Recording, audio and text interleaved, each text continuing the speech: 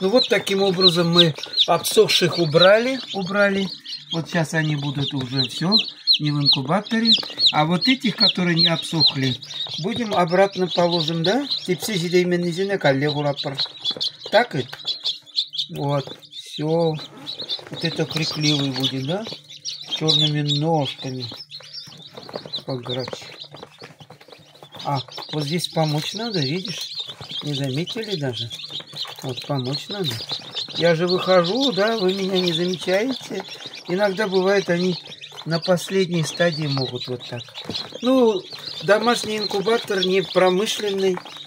Почему не помочь? Если есть, видите, можно помогать. Все, обсыхаем. Обсыхаем. Вот там 4 отверстия. Вот здесь повыше вот тоже оставляю вот так вот отверстие. Регулирую, бывает, вот так. И вот включаю, все. Работает вот все.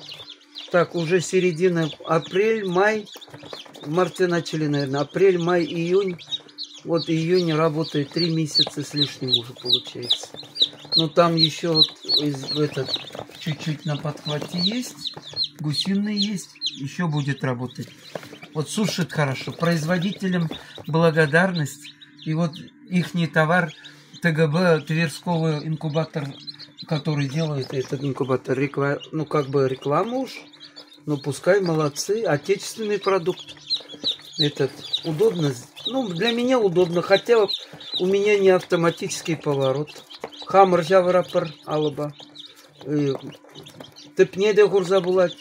Побольше можно положить, не задыхается, ни разу не видел, чтобы задохнулись. Кто-то пишет, я что-то ни разу.